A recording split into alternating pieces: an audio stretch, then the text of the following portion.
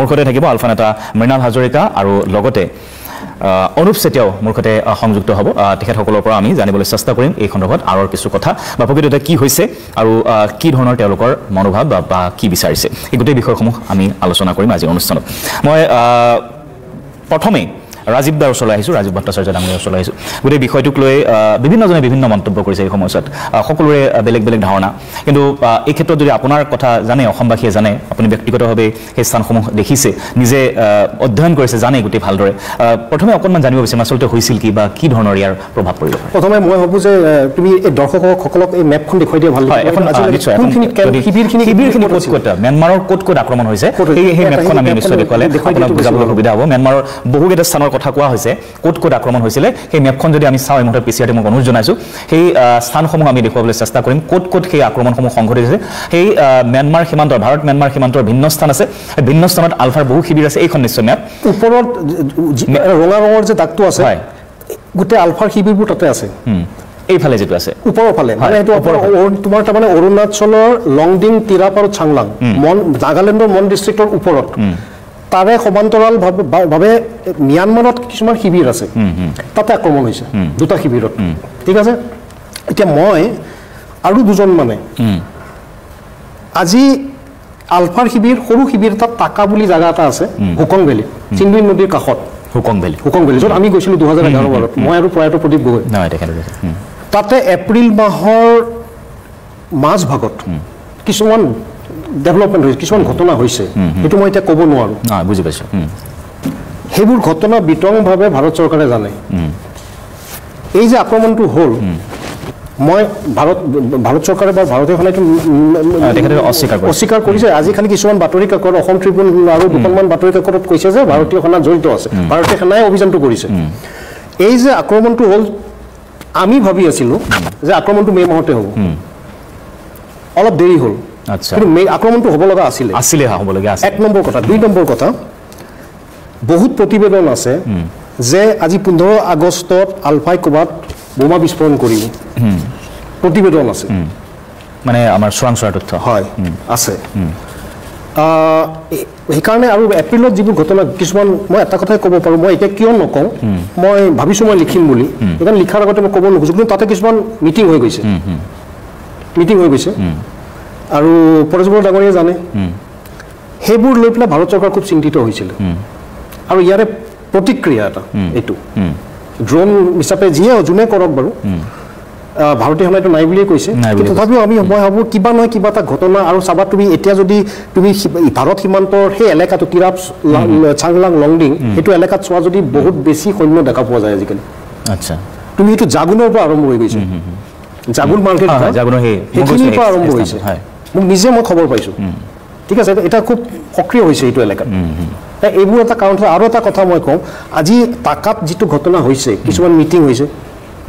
সেইটো কিবা সম্বন্ধ আছে মোৰ ধাৰণা এটা হয় বালুচিস্তান পাকিস্তানত কিছুমান ঘটনা ঘটি আছে তাৰ লগত সম্বন্ধ এটা আছে আচ্ছা যদি এইবোৰ আৰু ক'ব নাযাওঁ মই ক'লে একো না সময় লোকচান হ'ব এই বালুচিস্তানৰ ঘটনাৰ লগত এটা সম্বন্ধ এটা আছে আচ্ছা এই বস্তুটো মানে বহল দৃষ্টিকোণেৰে চাব লাগিব ঠিক আছে সেইকাৰণে অলপ এইবোৰ আক্ৰমণটো হ'ব মই ভাবিছোঁ এইটো হ'বই খালি মই আৰু দুজন মানে ভাবিছিলোঁ মে' মানতে হ'ব বুলি ভাবিছিলোঁ সেইটো আহি জুলাইত হৈছেগৈ তাৰমানে এটা কথা অনুমান কৰিব পাৰোঁ যে অনাগত সময়তো হ'ব পাৰে তেনেধৰণৰ এবাৰ আৰম্ভ হৈছে মানে ক'বতো নোৱাৰি এতিয়া কোনে কি পৰিকল্পনা কৰি আছে ক'ব নোৱাৰি কিন্তু এইটো অস্বীকাৰ কৰিব বা হেৰি কৰিব নোৱাৰি মানে নহয় বুলি ক'ব নোৱাৰি ঠিক আছে মই আকৌ আহিম আপোনাৰ ওচৰলৈ মৃণাল হাজৰিকা আমাৰ সৈতে সংযুক্ত হৈছে দাদা আপোনাক স্বাগতম জনাইছোঁ অনুষ্ঠানৰ মাজলৈ গোটেই প্ৰসংগটোক লৈ আপুনি ইতিমধ্যে সংবাদ মাধ্যমত মত প্ৰকাশ কৰিছে তথাপি আজি বৃত্তান্তৰ অনুষ্ঠানৰ মাজলৈ আপোনাক স্বাগতম জনাইছোঁ বৃত্তান্তত আপুনি কি ধৰণৰ এই গোটেই বিষয়টোক বিশ্লেষণ কৰে আপোনাৰ পৰা প্ৰথমে জানিব বিচাৰিম কালিৰ আক্ৰমণটোক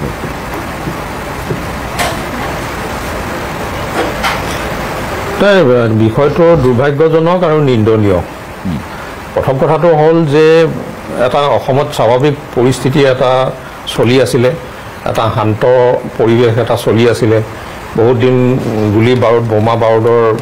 ইয়াত কোনো ঘটনা হোৱা নাছিলে তেনে অৱস্থাত যেতিয়া আকস্মিকভাৱে এই ধৰণে আক্ৰমণটো কৰি পেলাই যেতিয়া হত্যা কৰা যায় তেতিয়াহ'লে স্বাভাৱিকতে পৰিস্থিতিটো এটা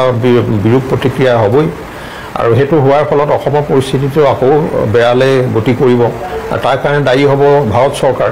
আৰু তেওঁলোকে আৰম্ভটো কৰি লৈছে যিহেতু গতিকে এইবিলাকৰ জৰিয়তে আচলতে ভাৰত চৰকাৰৰ অসম বা সাতভনী অঞ্চলৰ ওপৰত যিটো দৃষ্টিভংগী সেই দৃষ্টিভংগীটো পুনৰবাৰ তেওঁলোকে প্ৰমাণ কৰি দিলে তেওঁলোকে ৰাজনৈতিক সমাধানটো নিবিচাৰে অসমৰ খিলঞ্জীয়া মানুহৰ বা সাতভনী অঞ্চলৰ খিলঞ্জীয়া মানুহৰ যিবিলাক সংকট আছে অস্তিত্বৰ সংকট আছে বা অন্যান্য যিবিলাক সমস্যা আছে এইবিলাকৰ মীমাংসা হোৱাটো ভাৰতৰ চৰকাৰে নিবিচাৰে বৰঞ্চ ইয়াত যিবিলাক দাবী দাবা উত্থাপন হৈছে যিবিলাক সংগ্ৰাম হৈছে ক'ৰবাত বিদ্ৰোহ হৈছে সেইবিলাক মাৰি কাটি ধ্বংস কৰি শেষ কৰিব লাগে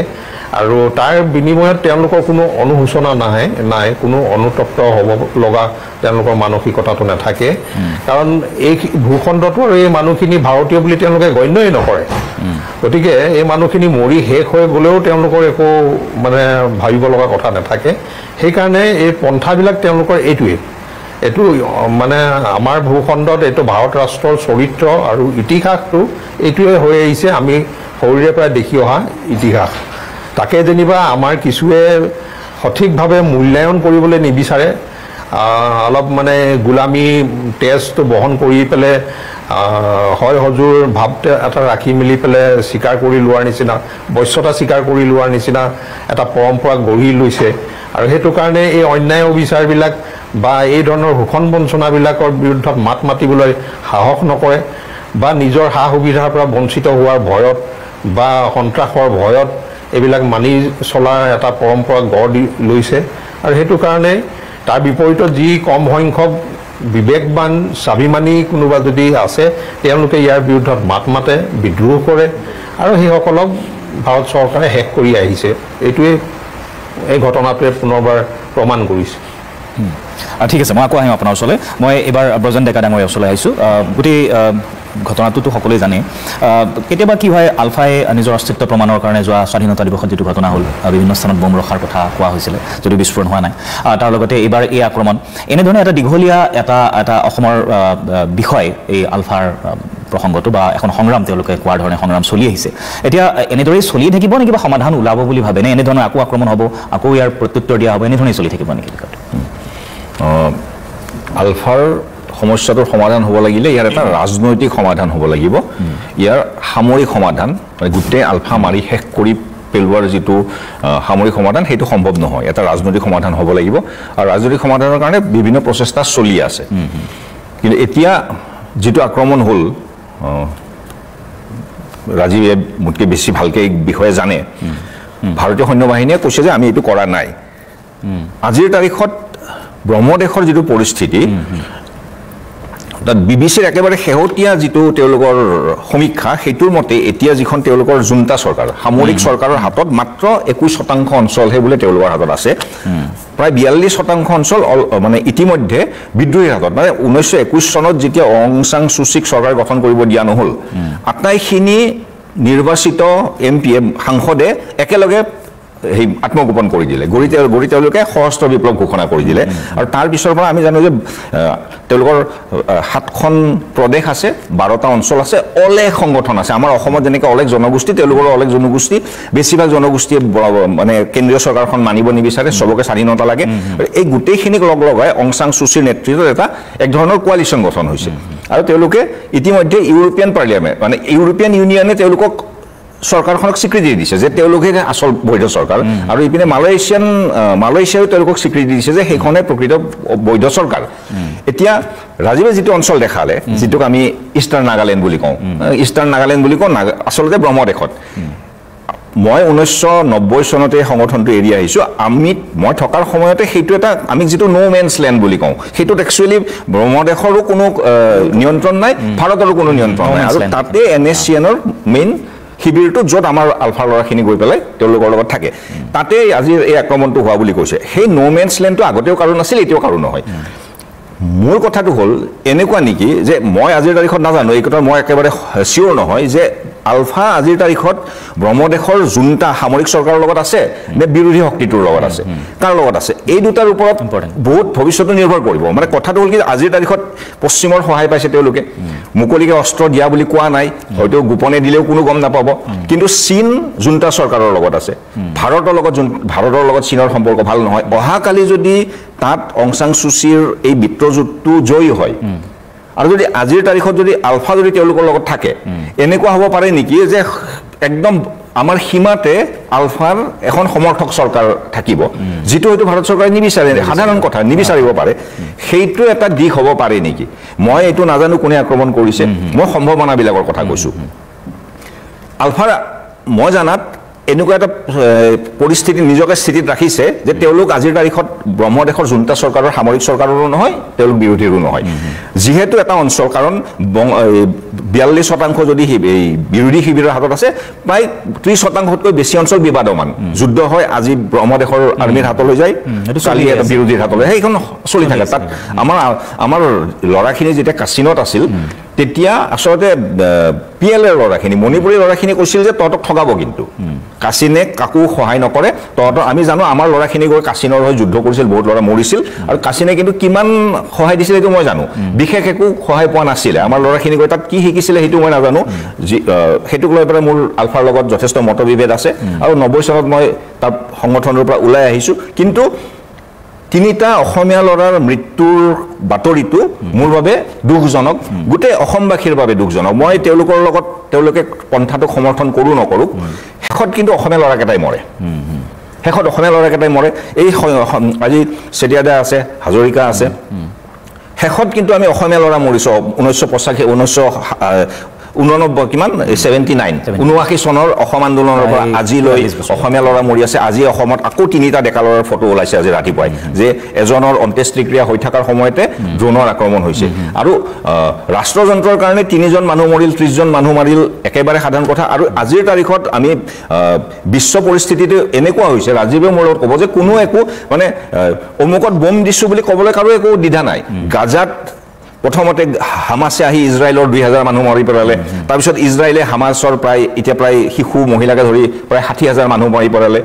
আমেৰিকাৰ মনগল জিদিনা মনগল হিদিনা আহি ইৰাকত বম পেলাই দিলে ইজৰাইলৰ মনগল ইৰাক তাৰমানে সেই আন্তঃৰাষ্ট্ৰীয় যেটো নৰ্মছ আছিল এটা যে আমি বেলেগৰ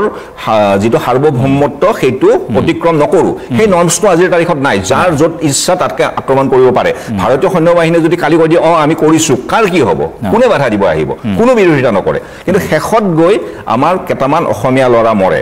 আৰু একমাত্ৰ সমাধান ৰাজনৈতিক হাজৰিকাই কোৱাৰ নিচিনা একমাত্ৰ সমাধানটো হ'ল ৰাজনৈতিক সমাধান ইয়াত বাদে কোনো সামৰিক সমাধান হ'ব নোৱাৰে মাৰি পেলাই শেষ কৰিব নোৱাৰে গতিকে সেই মই আহ্বান জনাম যে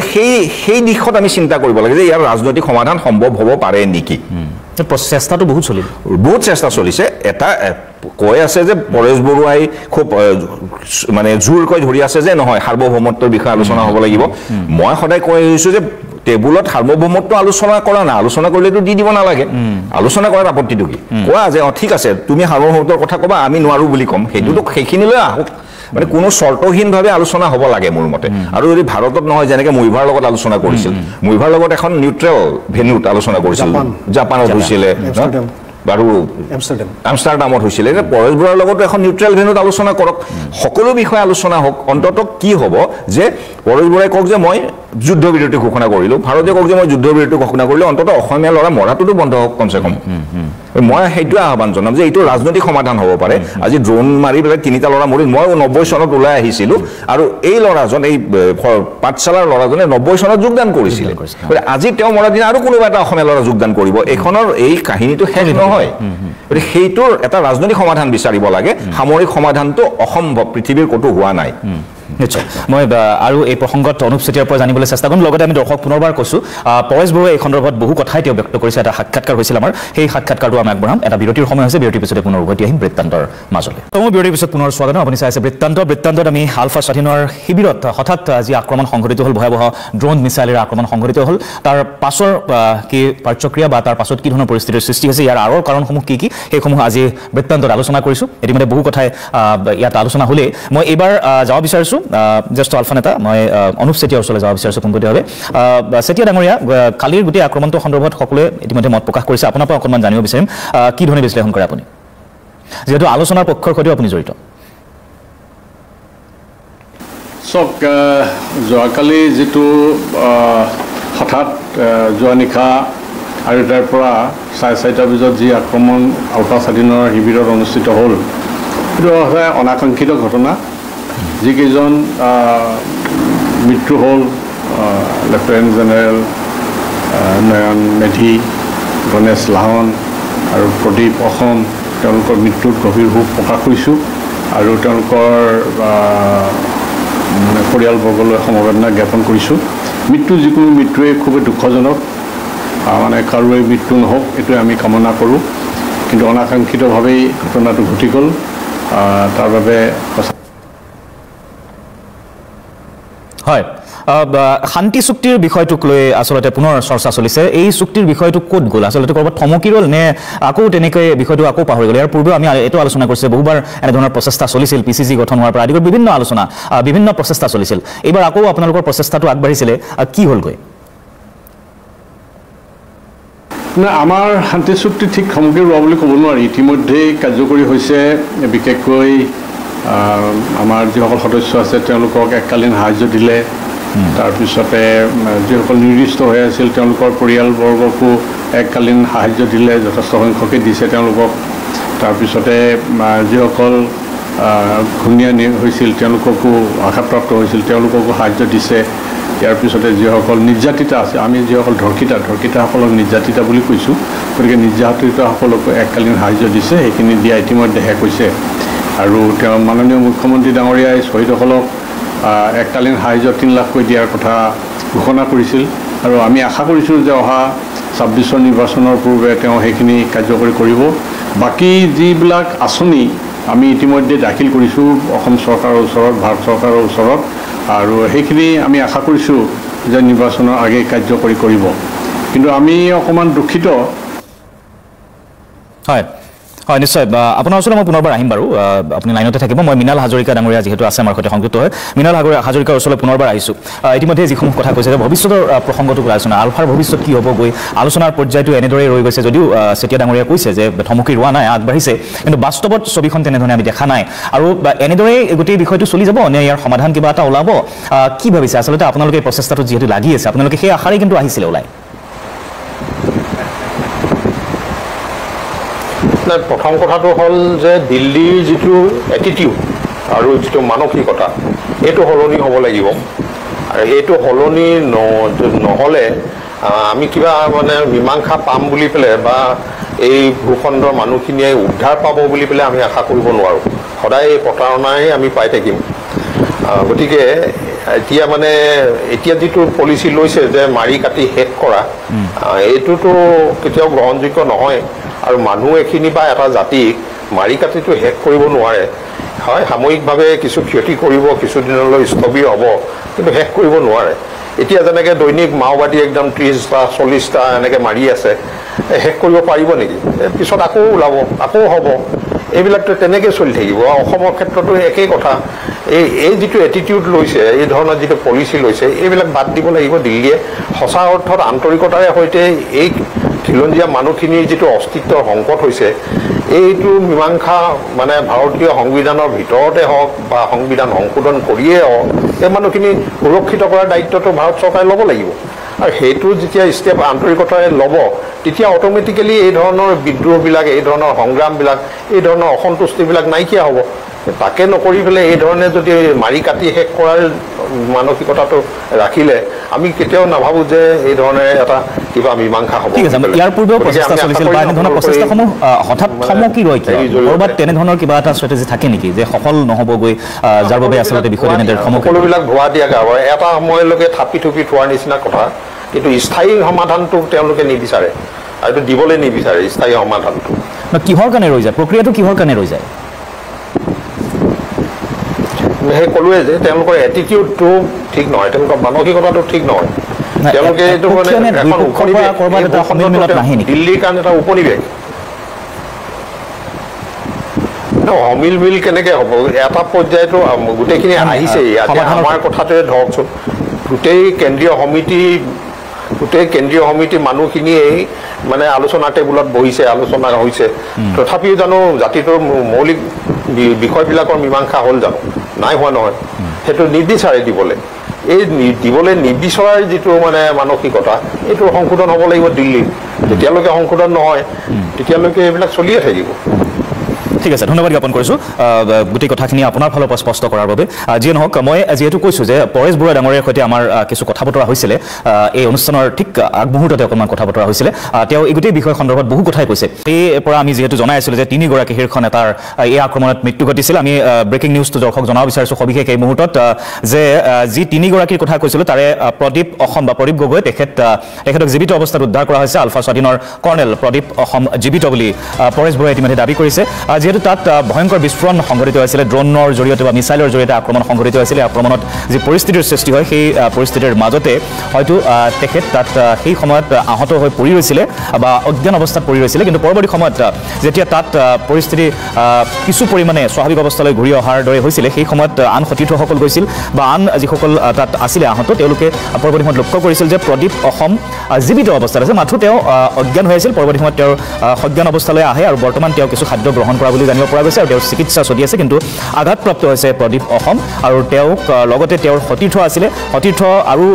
কেইবাগৰাকীও জীৱিত অৱস্থাত উদ্ধাৰ কৰা হৈছিল তাৰে এজন কেডাৰৰ শেহতীয়াভাৱে আকৌ মৃত্যু ঘটা বুলি কোৱা হৈছে যদিও তেওঁলোকক জীৱিত অৱস্থাত প্ৰথমে উদ্ধাৰ কৰা হৈছিল কিন্তু এজন কেডাৰৰ মৃত্যু ঘটিছে তাৰ মাজতে আৰু বাকী যিসকলৰ কথা কৈছোঁ লেফটেনেণ্ট জেনেৰেল নয়ন অসম আৰু ব্ৰিগেডিয়াৰ গণেশ অসম সেই দুগৰাকীৰ মৃত্যু নিশ্চিত কৰিছে কিন্তু প্ৰদীপ অসমৰো মৃত্যু হোৱাৰ কথা কালি আলফাই জনাইছিল কিন্তু ইতিমধ্যে সেই কথা পৰেশ বৰুৱাই আমাৰ সাক্ষাৎকাৰত জনাইছে যে কৰ্ণেল প্ৰদীপ অসম জীৱিত অৱস্থাত আছে আৰু তেওঁক সম্পূৰ্ণৰূপে বৰ্তমান সুস্থ অৱস্থাত সম্পূৰ্ণ সুস্থ নহ'লেও তেওঁক পূৰ্বতকৈ সুস্থ অৱস্থাত উদ্ধাৰ কৰা হৈছে আৰু তেওঁৰ চিকিৎসা চলি আছে খাদ্য পাতি তেওঁ গ্ৰহণ কৰিছে মাথো তেওঁ অজ্ঞান হৈ পৰি ৰৈছিল আৰু এই সময়ত সেইবাবে তাত পৰি ৰৈছিল নিজে উঠি আহিব পৰা পৰিস্থিতি নাছিল কিন্তু তেওঁক ইতিমধ্যে উদ্ধাৰ কৰি চিকিৎসাৰ ব্যৱস্থা কৰা হৈছে পৰেশ বৰুৱাৰ সৈতে আৰু সাক্ষাৎকাৰৰ অন্য যি অংশ আছে আমি কিছু সময় পাছতে দৰ্শকক শুনাম দেখুৱাম কিন্তু পুনৰ বৃত্তান্তৰ সময় হৈছে এটা চমু বিৰতি তাৰপিছত মই অতিথিৰ ওচৰলৈ আহিম চমু বিৰতিৰ পিছত পুনৰ স্বাগতম আপুনি চাইছে বৃত্তান্তত আমি আলফা স্বাধীনৰ শিবিৰত আক্ৰমণ আৰু তাৰ পাছৰ কি ধৰণৰ প্ৰতিক্ৰিয়া আৰু লগতে ইয়াৰ আঁৰৰ কাৰণসমূহ কিছু আলোচনা কৰিবলৈ চেষ্টা কৰিছোঁ অনুষ্ঠানত মই ৰাজীৱ দাৰ ওচৰলৈ পুনৰবাৰ আহিছোঁ গোটেই বিষয়টোক লৈ আচলতে ভিন্ন আলোচনা চলিছে আকৌ সেই কথাই ক'ম যে আপুনি গ্ৰাউণ্ডত দেখিছে আচলতে কি ধৰণৰ বিষয়সমূহ সেই মেপখনতো আপুনি জনাইছে আচলতে গোটেই বিষয়টোক লৈ ক'ৰবাত আমি এটা ভ্ৰান্ত ধাৰণা লৈ আছোঁ ইলিউজন এটাত লৈ আছোঁ নেকি যে এইটো সমাধান হ'ব কেতিয়াবা বা ইয়াৰ পৰা লাভান্বিত হ'ব ৰাজ্যবাসী সঁচাকৈ আমি লাভান্বিত নে আমাৰ লোকচান হৈছে অসমীয়া জাতিৰ আমি অসমীয়া মানুহ বা অসমৰ খিলঞ্জীয়া মানুহ আমি বাস্তৱিক নহয় কেনেকৈ সঁচা কথা ক'ব গ'লে গোটেই বছৰটো কেনেকৈ বিহু পূজা এইবোৰ কৰি থাকিব পাৰি উৎসৱ কৰি থাকিব পাৰি এতিয়া আজি মৃণাল দা আৰু ব্ৰজেন দাই যিখিনি কথা কৈছে মই একমত একদম নতুন দিল্লীৰ দৃষ্টিভংগী হ'ল উত্তৰ পূৰ্বাঞ্চল অসম যে এতিয়াও কলনি হৈ আছে আৰু এবাৰ নহয় 1 লাখ বাৰ ক'ম কিন্তু এটা কথা মই আকৌ ক'ম অসম স্বাধীন হ'ব নোৱাৰে মোক কোনোবাই ভালে পাওক বেয়া পাওক সম্ভৱ নহয় এতিয়া মৃণাল দাই যেনেকৈ কৈছে যে নতুন দিল্লীৰ মানসিকতা পৰিৱৰ্তন হ'ব লাগে কিন্তু হ'বনে নাই ডাঙৰ প্ৰশ্ন হ'ব লাগে আমি নেক্সট কথাটো ভাবিব লাগিব হ'ব নে নাই নহয় বাধ্য কৰিব পৰা যাবনে নোৱাৰে অসমীয়া জাতিয়ে আৰু কোনোবাই বেয়া পাব শুনিলে মই সঁচা কথা কৈছোঁ বিজেপিয়ে হওক কংগ্ৰেছে হওক কোনো আগ্ৰহী নহয় এইটো সদিচ্ছা নাই ইলেকশ্যন জিকিব লাগে সেইটো এটাই ধান্দা ইলেকশ্যন কেনেকৈ জিকিব লাগে বিজেপি জিকি থাকিব আৰু কেইবছৰমানৰ পিছত কংগ্ৰেছ জিকিব অসমীয়া যদি থাকে নাথাকে হেৰি নহয় নতুন দিল্লী কেনেকৈ বৰ্ডাৰ হ'ব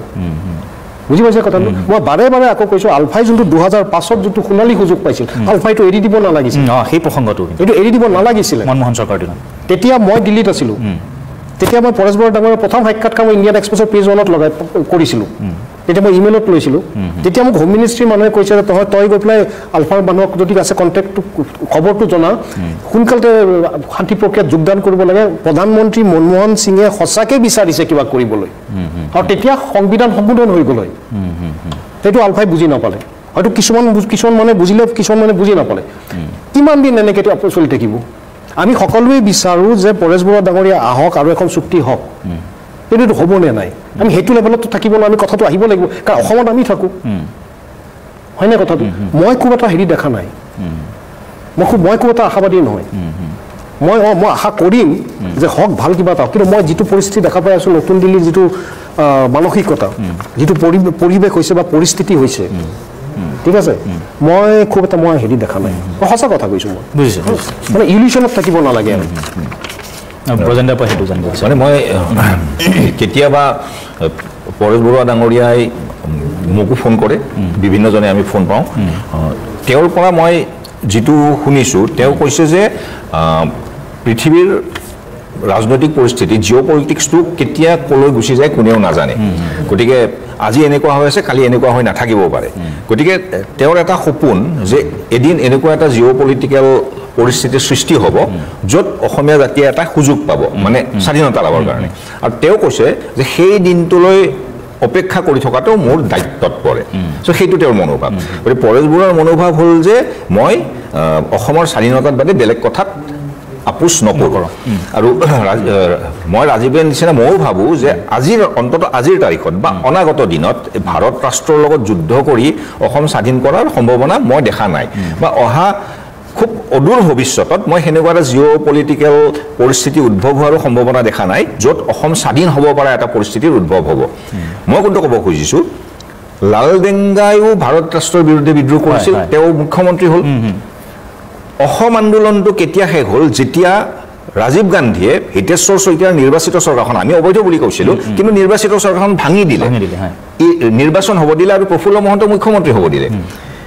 বড়োলেণ্ডত BLT কেতিয়া ওলাই আহিল যেতিয়া হাগ্ৰামা মহিলাৰিক ৰাজনৈতিক ক্ষমতা ল'বলৈ দিয়া হ'ল NDFB তেতিয়া ওলাই আহিল যেতিয়া প্ৰমোদ বড়োক ৰাজনৈতিক ক্ষমতা ল'বলৈ দিয়া হ'ল মোৰ কথাটো হ'ল যেতিয়া ৰাজনৈতিক ক্ষমতা ল'বলৈ দিব তেতিয়া এটা সমাধান ওলোৱাৰ সম্ভাৱনা বাঢ়ি যায় আমি অসমত সেইটো বাৰে বাৰে দেখি আহিছোঁ অসমত নহয় ভাৰতত আমি দেখি আহিছোঁ গতিকে ৰাজীৱে কোৱাৰ নিচিনা মনমোহন সিঙে যদি সেনেকুৱা কিবা এটা কংক্ৰিট প্ৰপ'জেল কংক্ৰিট যদি প্ৰস্তাৱ এটা দিলে হয় মই নাজানো তেওঁ কি প্ৰস্তাৱ দিছিল পৰেশ বৰুৱা এনেকুৱা এজন মানুহ নহয় যে অহাকালি উভতি আহিব আৰু পানী তোলাত বহি তেওঁ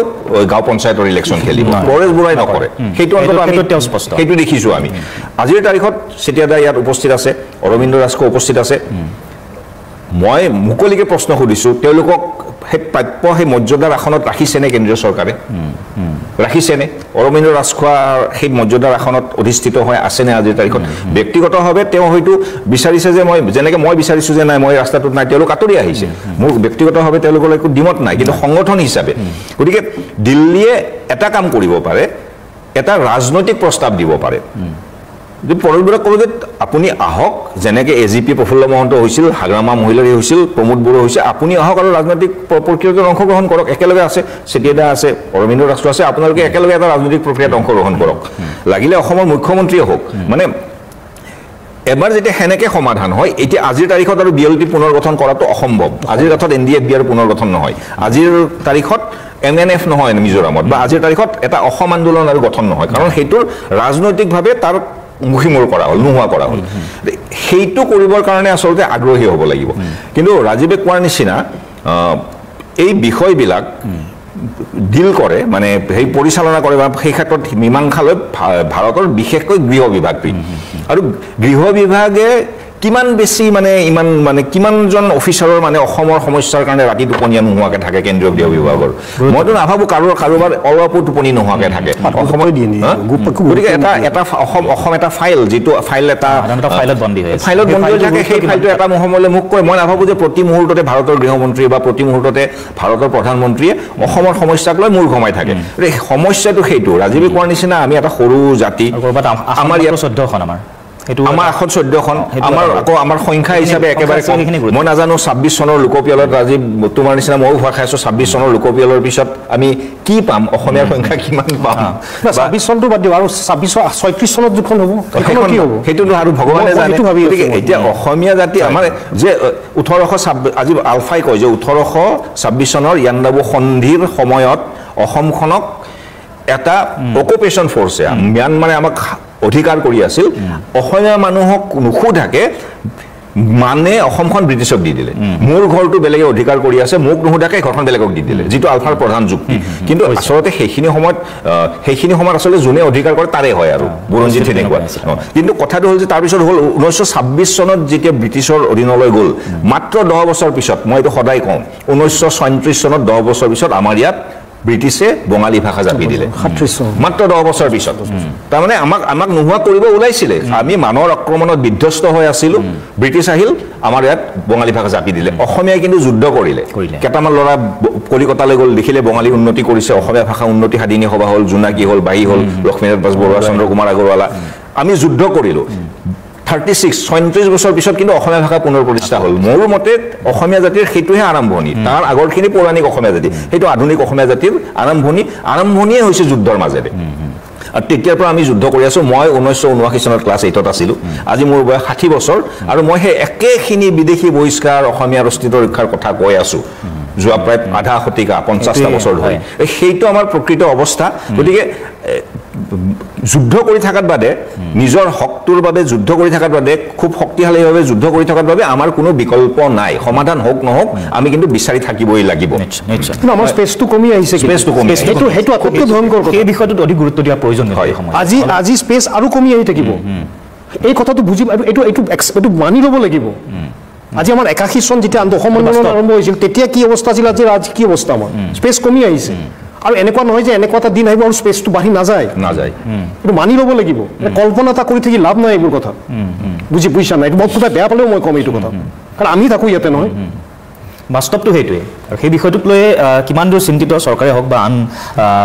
যিসমূহ সংগঠনেই হওক বা সকলোৱে সেই বিষয়টোত গুৰুত্ব দিয়াটো প্ৰয়োজন এই সময়ত নহ'লে হয়তো অসমীয়াৰ ভৱিষ্যত অসমীয়া জাতি ক'ত থাকিবগৈ সেয়া আজি তুমি ভাবা আজি 1980 চনত আজি মইনুদ্দিন আলীয়ে যিটো কৈছে যে লোকপিয়লত আমি বঙালী কৰিম এইটো 1980 চনত পাৰিলেহেঁতেন আৰু তুমি ভাবা আৰু 30 বছৰৰ পিছত কি হ'বগৈ এতিয়াতে যদি এইখিনি সাহস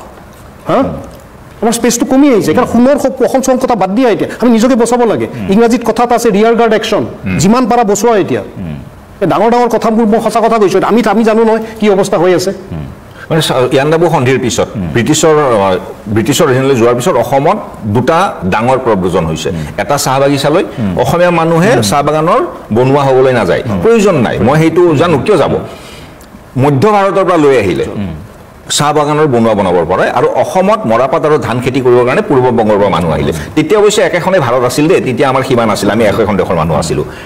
তাৰ পিছত দেৱকান্ত বৰুৱাই বহুত পিছত ক'লে যে অসমত শাসন কৰিবৰ কাৰণে আলি আৰু কুলি হ'লে হৈ যায়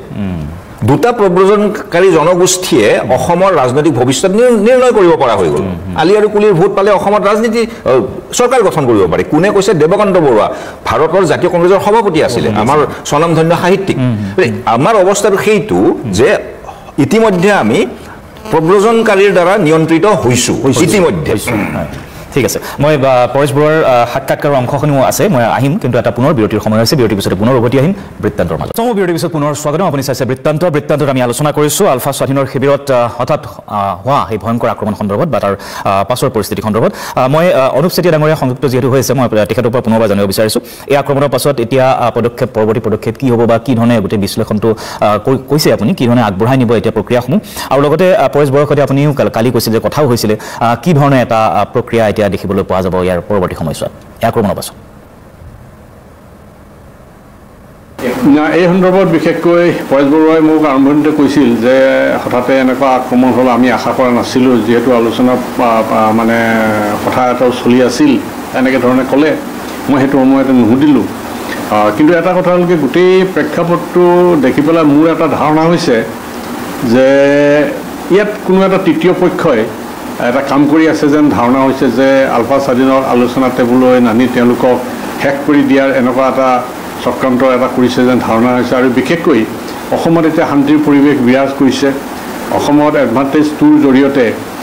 মানে অৰ্থনৈতিক বিকাশৰ বাবে মাননীয় মুখ্যমন্ত্ৰী হিমন্ত বিশ্ব শৰ্মা ডাঙৰীয়াৰ মানে মধ্যস্থ মানে তেওঁৰ উদ্যোগত বিশেষকৈ বিভিন্ন উদ্যোগ শিল্প গঢ়ি তোলাৰ কাৰণে উদ্যোগীসকল ভাৰতৰ নামী উদ্যোগীৰ টাটা উদ্যোগ প্ৰতিষ্ঠান বা আদানী আম্বানী আদি কৰি তেওঁলোকে উদ্যোগ প্ৰতিষ্ঠান গঢ়ি তোলাৰ আগ্ৰহ প্ৰকাশ কৰিছে আৰু ইতিমধ্যে তেওঁলোকে কিছু কামো আৰম্ভ কৰিছে যেনেকৈ মানে কি বোলে ইয়াত আমাৰ ওচৰতে মানে এই ছেমি কণ্ডাক্টৰৰ কাম আৰম্ভ হৈছে জাগিৰোডত গতিকে তেনেকৈ কিবা কিবি কাম আৰম্ভ হোৱাৰ এটা আমি পৰিলক্ষিত কৰিছোঁ আৰু এইটো সময়ত যিহেতু শান্তিৰ পৰিৱেশ চলি আছে শান্তিৰ পৰিৱেশ বাতাবৰণ চলি থকাৰ কাৰণে উদ্যোগীসকলেও তেওঁলোকে শিল্প উদ্যোগ ইয়াত গঢ়ি তুলিবলৈ আগ্ৰহ প্ৰকাশ কৰিছে আৰু ইয়াতে যদি অশান্তিজনক পৰিস্থিতি সৃষ্টি হয় ইয়াতে যদি বোমা বাৰুদৰ বিস্ফোৰণ ঘটে বা মানে অস্ত্ৰৰ জনজননী হয় গুলী বাৰুদ ফুটে তেতিয়াহ'লে শিল্পপতিসকলে কেতিয়াও ইয়াত উদ্যোগ প্ৰতিষ্ঠা কৰিবলৈ আগ্ৰহ প্ৰকাশ নকৰিব আৰু মোৰ এটা ধাৰণা হৈছে যোৱাকালি যিটো আক্ৰমণ হ'ল অসম চৰকাৰৰ মাননীয় মুখ্যমন্ত্ৰী ডক্টৰ হিমন্ত বিশ্ব শৰ্মা ডাঙৰীয়াও কৈছে যে তেওঁলোকে এই ক্ষেত্ৰত অকণমানো অৱগত নহয় গতিকে তেওঁৰ কথাৰ ওপৰত বিশ্বাস ৰাখি মই ক'ব বিচাৰিছোঁ যে কোনো তৃতীয় পক্ষ সম্ভৱ অসমত এটা অশান্তিজনক পৰিস্থিতি সৃষ্টি কৰি পেলাই অসমত অৰ্থনৈতিক বা মানে উন্নয়ন যাতে নহয় তেনেকুৱা এটা চিন্তা কৰিয়ে এই কামখিনি কোনো এটা বৃহৎ শক্তিয়ে কৰিছে যেন ঠিক আছে ধন্যবাদ জ্ঞাপন কৰিছোঁ চেতিয়া ডাঙৰীয়া এইখিনি সময় আমাক দিয়াৰ বাবে মই পুনৰ